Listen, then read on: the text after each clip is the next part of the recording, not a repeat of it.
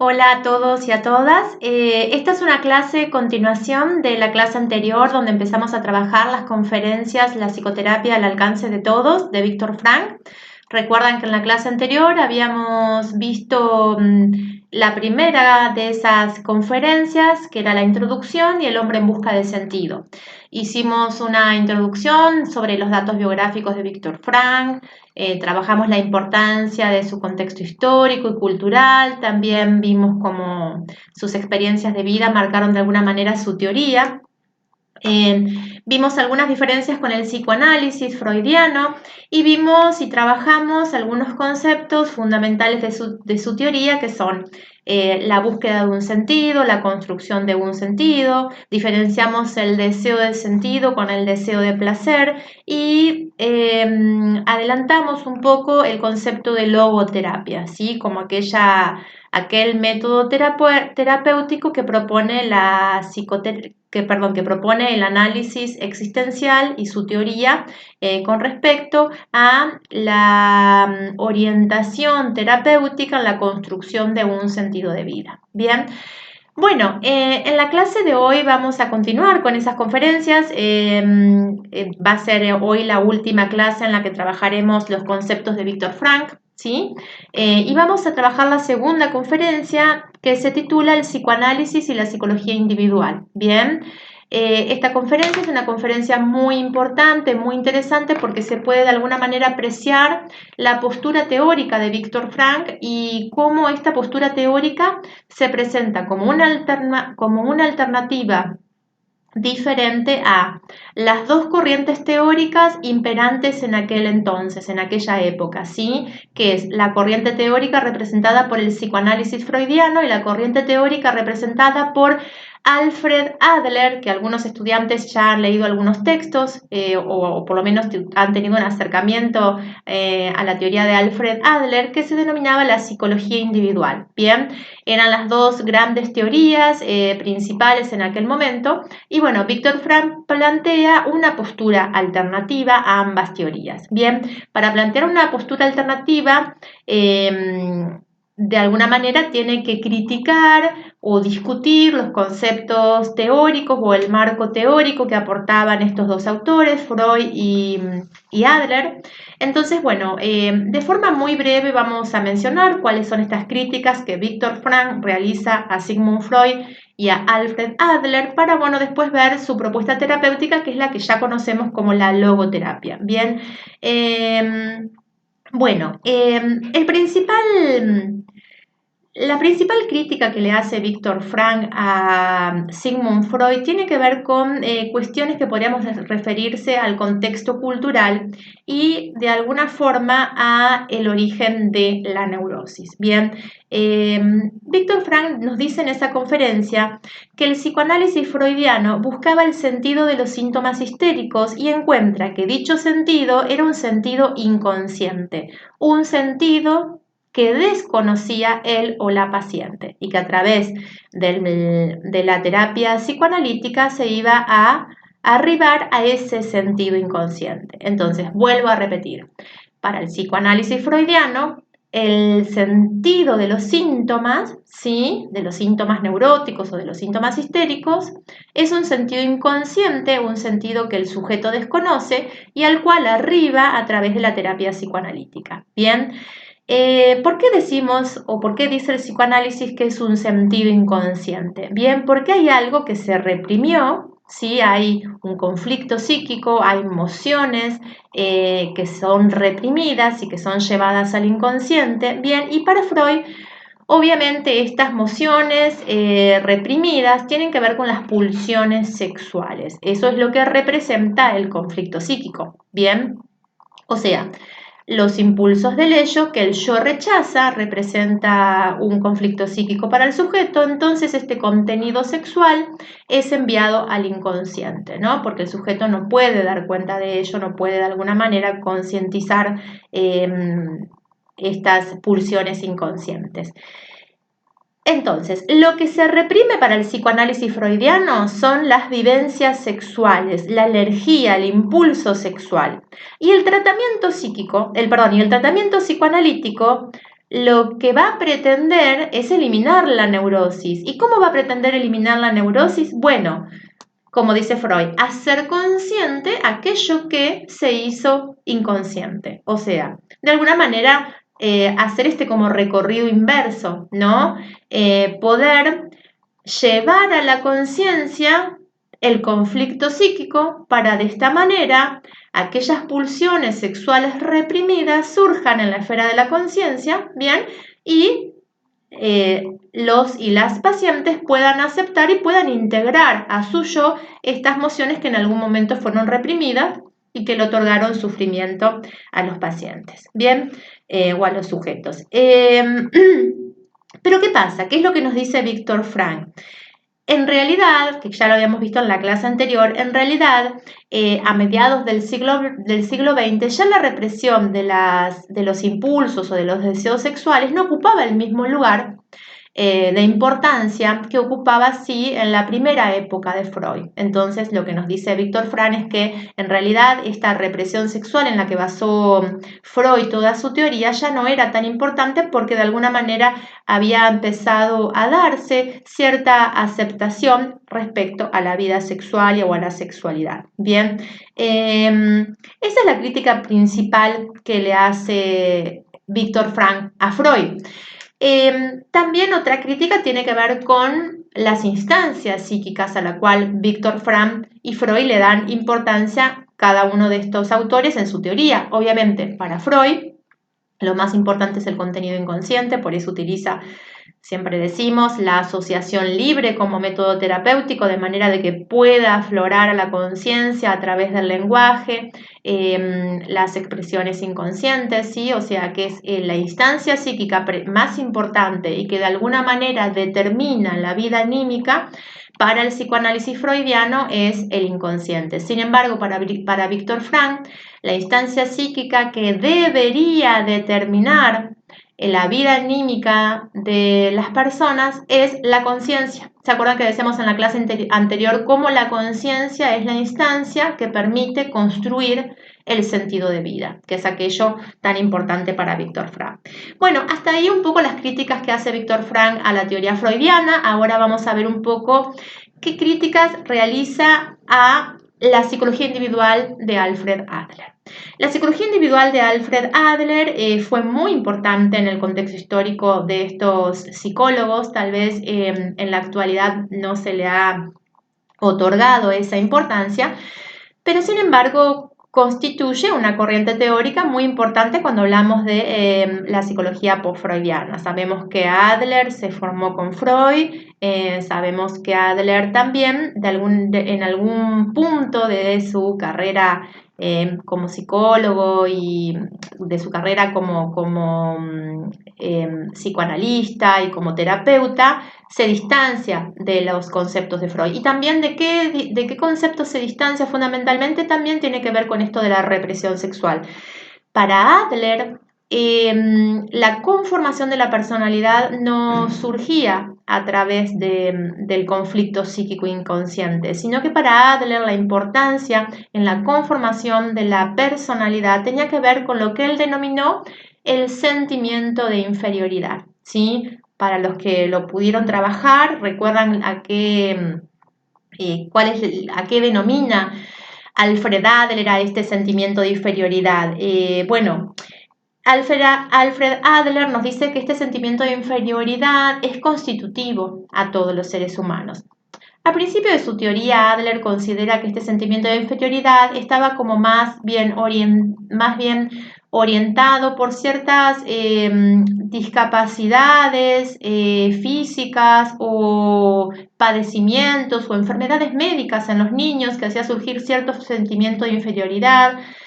Recordemos que también Adler tuvo una historia de vida muy interesante. Él sufrió muchas enfermedades en la infancia y eso marcó su interés de alguna manera en la repercusión psíquica de las enfermedades médicas. Por eso él empezó postulando esta teoría de la inferioridad orgánica, también se la conoce como la inferioridad orgánica.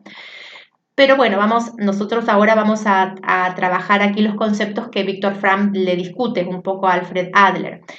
Alfred Adler entonces termina diciendo que este sentimiento de inferioridad es un sentimiento inherente prácticamente a las personas, a todas las personas, a todos los seres humanos. ¿Por qué? Porque durante la etapa de la infancia, el niño y la niña son inferiores, se sienten inferiores constitutivamente o constitucionalmente, se sienten inferiores a o los niños mayores o los adultos, que en una, a lo largo, ¿no? Sobre todo la primera etapa de la infancia, los primeros 5 años de la infancia, este sentimiento es preponderante y es inherente al ser humano mismo, porque el niño, la niña observa su entorno social donde hay muchos otros que pueden realizar, alcanzar un montón de actividades y metas que el niño no puede. Entonces, ¿qué nos dice la teoría de Alfred Adler? Nos dice que justamente este sentimiento de inferioridad, que es un sentimiento inherente a la condición humana, obliga al ser humano a compensar en su personalidad esta inferioridad constitucional.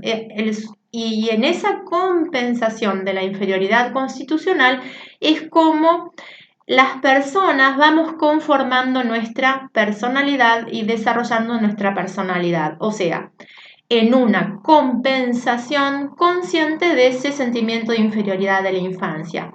¿Cómo se compensa ese sentimiento de inferioridad en la infancia? A través de lo que Adler denomina una línea directriz. ¿Qué es una línea directriz para Alfred Adler? Es justamente un proyecto de vida, metas, objetivos, ¿no? Como que la estructura, podríamos decir como que el eje que va estructurando, ¿sí? El desarrollo de la personalidad, esta línea directriz. Por eso Adler, en algunos textos, que no lo menciona aquí Viktor Frankl, pero bueno, que yo lo menciono para que se pueda un poco entender mejor esta teoría, por eso Adler dice que ese sentimiento de inferioridad es un sentimiento que por un lado tiene como una doble vertiente, una doble cara de la moneda, ¿no? Ese sentimiento de inferioridad, por un lado, es un sufrimiento, la persona sufre con este sentimiento de inferioridad, y por eso se ve obligado a compensarlo a través del desarrollo de metas, objetivos, direcciones en su vida, pero por otro lado nos dice que este sentimiento de inferioridad también es una oportunidad, ¿no? En algunos textos hasta dice como una bendición, porque es en función de superar este sentimiento de inferioridad como cada uno vamos a trazar nuestras metas, nuestros objetivos. Bien, ¿qué es la neurosis para Adler? Bien, vimos que era la neurosis para Freud, lo trabajamos un montón, pero ahora nos preguntamos y Viktor Frankl nos dice, bueno, entonces, ¿qué es la neurosis para Adler? Y la neurosis para Adler, el carácter, porque no habla tanto de neurosis, ¿no? Fíjense la diferencia entre Adler y Freud. Adler tampoco habla de neurosis tanto como un trastorno psicopatológico, sino que nos habla más bien de una personalidad neurótica. Bien, la personalidad neurótica para Alfred Adler es aquella personalidad que se conforma más basada en una sobrecompensación del sentimiento de inferioridad que en una compensación. ¿Se entiende? Todos debemos, para Adler, todos y todas debemos compensar ese sentimiento originario, constitutivo de inferioridad que sufrimos en la infancia. Sin embargo, algunas personas por diferentes circunstancias, que después las vamos a mencionar si ustedes quieren, no están aquí en la conferencia, pero si quieren lo mencionamos, por diferentes circunstancias sobrecompensan, exageran, intensifican esa compensación, ¿bien? Y conforman lo que él denomina una personalidad neurótica. Eso es la neurosis para Alfred Adler. Fíjense qué diferencia entre estos autores. Es impresionante la diferencia. A mí me gusta trabajar estos autores porque a veces pensamos que el psicoanálisis es el psicoanálisis freudiano, que siempre la neurosis va a estar asociada a la represión de un conflicto psíquico. Sin embargo, cuando leemos otros autores psicoanalíticos que fueron contemporáneos y que se informaron en la época y con Freud, y leemos teorías tan diferentes, la verdad que es sorprendente y también es muy rico, muy interesante conocer estas teorías. Bueno, ¿por qué algunas personalidades necesitan reforzar este sentimiento de inferioridad? Bueno, Adler en sus textos, Adler estaba muy preocupado por la psiquiatría o la psicología infantil, estaba muy preocupado también por el papel de la familia y por el papel de la educación, ¿no? Entonces, de alguna manera nos dice que este sentimiento de inferioridad en algunas infancias es mucho más intenso que en otras infancias. Bien, que hay niños y niñas que no reciben el apoyo, la contención, al contrario, reciben maltrato o una desvalorización. En lugar de encontrar en su familia, ¿sí? En su entorno vital próximo, una valorización que ayude a compensar este sentimiento de inferioridad, encuentran desvalorización, por lo cual este sentimiento de inferioridad es más intenso, y encuentran la forma, en lugar de compensarlo, lo sobrecompensan. Para Adler, las personalidades neuróticas son aquellas personalidades egocéntricas, narcisistas, que buscan un afán de poder, que encuentran satisfacción personal humillando, denigrando al otro, de manera de sentirse superiores. Bien, fíjense que, bueno, cuántas personalidades de estas conocemos y creo que la teoría de Alfred Adler también nos puede ayudar a entenderlas, ¿no? Ahora, fíjense qué es lo que critica Alfred Adler, perdón, qué es lo que critica Víctor Frank de Alfred Adler, porque está como más claro cuál es la crítica que realiza Frank a Freud, pero bueno, la crítica que realiza Frank a Adler tiene que ver con lo que él llama un cierto naturalismo de la época, ¿no? Como un cierto positivismo científico, un cierto naturalismo. Porque tanto la pulsión sexual de la que habla Freud como el sentimiento de inferioridad del cual habla Adler y que ambos se encuentran como causa de la neurosis son factores constitutivos, factores naturales en el ser humano. Bien, casi biológicos, desde la constitución, ¿no? Freud habla mucho de lo constitucional, no solo se queda con eso, habla de las series complementarias que, bueno, lo trabajarán en psicoanálisis, en otras materias, pero bueno, un poco le discute esto Víctor Frank. Y Víctor Frank fundamentalmente dice, estos autores desconocen, olvidan, no toman en cuenta el factor existencial, el factor espiritual y que tiene que ver para Víctor Frank con el sentido, con la construcción de un sentido. Bien,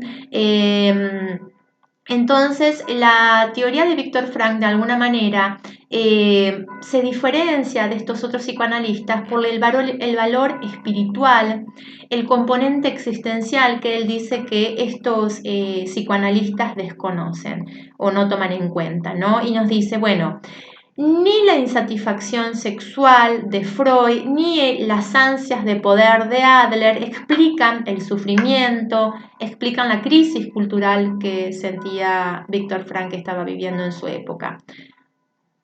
O sea, de alguna manera es como que nos dice, bueno, puede ser, estos conceptos son válidos, pero no me convencen, no terminan de explicar la crisis existencial que estamos sufriendo, decía Víctor Frank en su momento, recordemos, ¿sí? Mediados del siglo XX, época de posguerra, de mucho sufrimiento y de mucha destrucción. Entonces nos habla de esto del vacío existencial. Entonces nos dice el hombre, ¿no? El ser humano, la persona, si lo queremos mencionar ahora en el 2020, la persona, los hombres, las mujeres, sufrimos de un vacío existencial, sufrimos de una crisis existencial. Estamos agobiados de alguna manera por los objetos de consumo, por los mandatos, por el confort. Sin embargo, nos encontramos vacíos espiritualmente.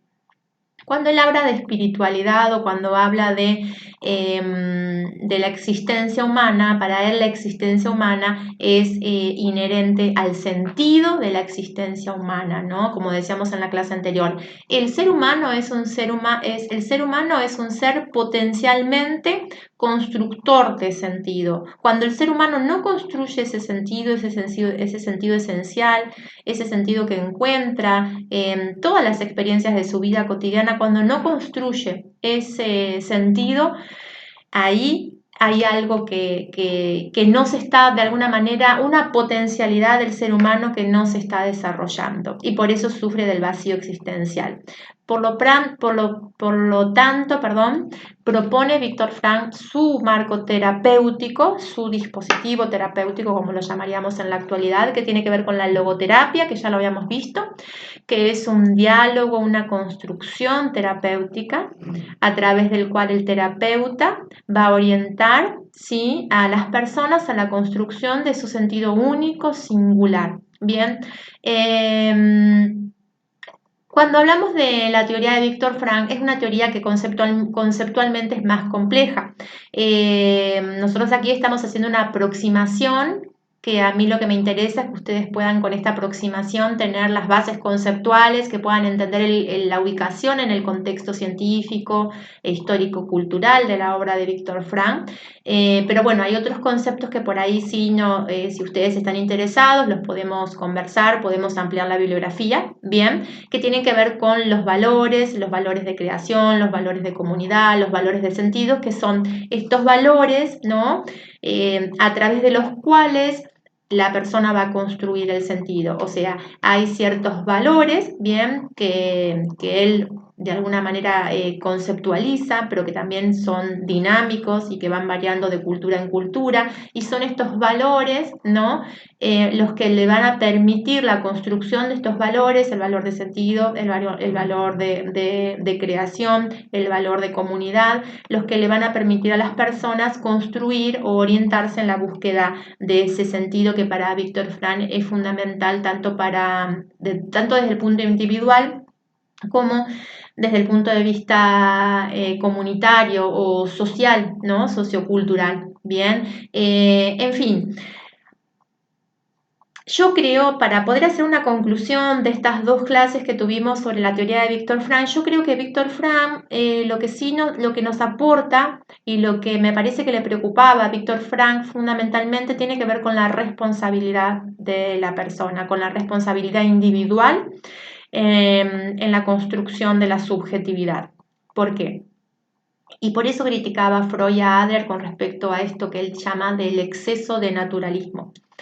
Porque yo creo que Viktor Frankl considera que Freud se imagina o piensa a una persona sometida a los impulsos sexuales y que Adler piensa a una persona sometida al afán de superioridad por compensar o sobrecompensar el sentimiento de inferioridad.